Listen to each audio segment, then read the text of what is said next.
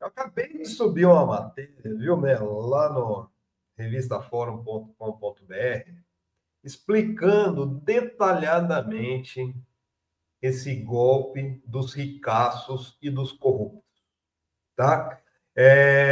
O Boulos tem razão quando ele diz que eles não vão impeachment o Lula. Porque isso já foi acordado, viu, gente? Já foi acordado com a Faria Lima. E eu quero até trazer um áudio aqui, viu, Ivan? Se você me der licença aqui. Quero trazer um áudio que foi revelado pelo nosso amigo Kleber Lourenço, que hoje está no ICL, no dia 2 de abril, sobre um encontro que o Ciro Nogueira, presidente do PP, e que está articulando tudo isso no Congresso Nacional, falou num encontro promovido pelo BTG Pactual, lá na Faria Lima, com o sistema financeiro. Eu vou colocar aqui só para a gente, para a gente entender, criar uma linha de raciocínio. Opa, desculpa aqui. Aqui, ó, é esse áudio aqui. Ó, vou colocar aqui para vocês, ó. Muito semelhante ao que aconteceu com o governo Dilma, quando o nosso partido saiu e desencadeou todo o processo de impeachment. Só que uma coisa é você tirar Dilma, que tinha naquela época, porque eu costumo dizer que quem faz impeachment de presidente não é o Congresso, é a população. A Dilma foi tirada porque ela tinha 7%. O Lula tem um piso de 30%. Então não vai cair de Dilma. Um presidente com 30%, não tem como você decretar um impeachment do presidente. Então, e eu acho que seria muito traumático para esse momento econômico. Pois é, vocês viram aí, ó. Vou pegar aqui. Mas um presidente com 30%, você não faz impeachment. Se você não faz impeachment, o que você faz? Um golpe.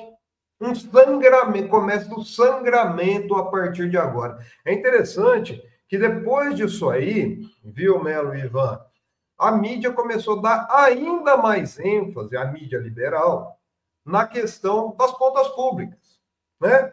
O governo precisa cortar gastos, desvincular o orçamento da saúde e educação, do crescimento.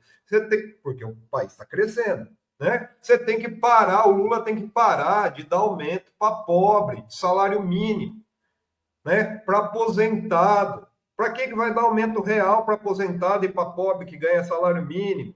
O Lula tem que parar, né, com os projetos sociais, ele tem que parar com o Bolsa Família, ele tem que parar com o Minha Casa Minha Vida, só que o Bolsa Família também é uma moeda eleitoral que hoje é usada pela direita.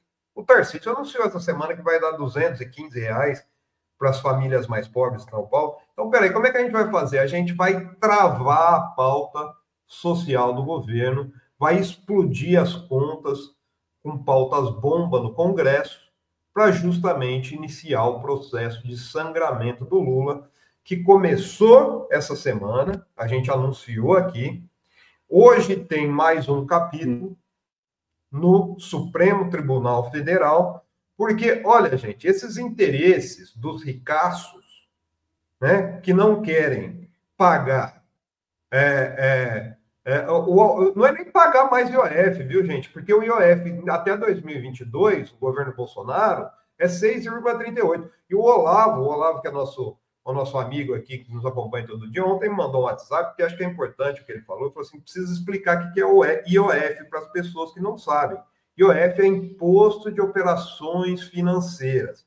E esse IOF de 3,5 que o governo quer colocar, aumentar de 1,11 para 3,5, sendo que no governo Bolsonaro era de 6,38, não vai recair sobre a dona Maria, né? Sobre o seu José, porque eles não têm cartão internacional, eles não fazem compras internacionais. Então, isso é para compras internacionais, é para grandes operações. Isso aí vai recair sobre grandes operações financeiras.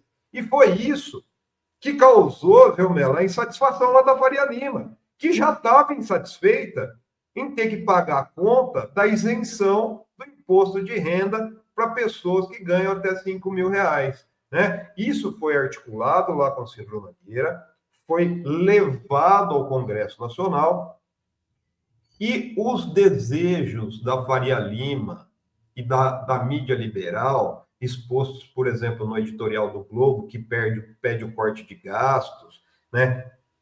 Corte de gastos sempre em cima dos mais pobres, salário mínimo, aposentadoria, como eu disse aqui, se uniu aos anseios do Centrão e da bancada bolsonarista de abastecer as bases eleitorais com as emendas parlamentares, que deu um freio. Hoje, o que vai estar em debate no STF? O Dino vai promover uma audiência pública a partir de agora de manhã, justamente para debater a regulamentação dessas emendas parlamentares.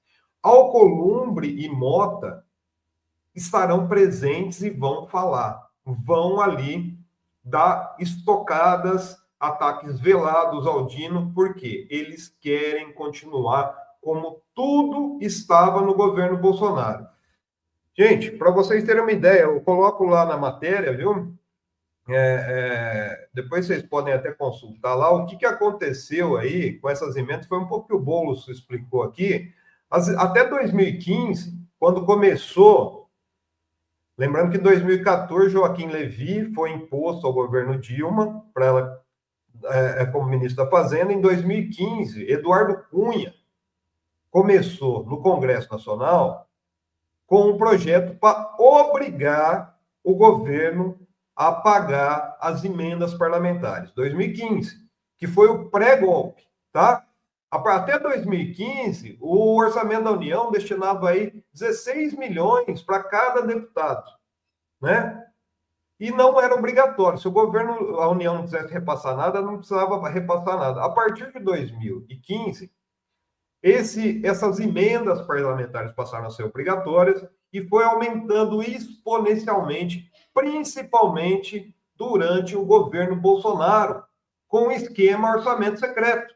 Quando foram criadas as emendas PIX, as emendas PIX, você não colocava o parlamentar que requereu aquela emenda e ele mandava para o nicho eleitoral dele, né? E lá no nicho eleitoral ele fazia as tramóias. Em 2025, gente, olha, 2015 era 16 milhões e não era obrigatório.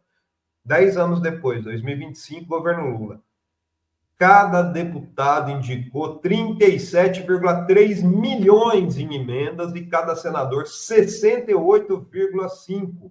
E ainda foi criado no governo Bolsonaro as emendas de bancadas, que esse ano tem um orçamento de 528,9 milhões. E o governo é obrigado a fazer esses repasses. O que esses repasses viram?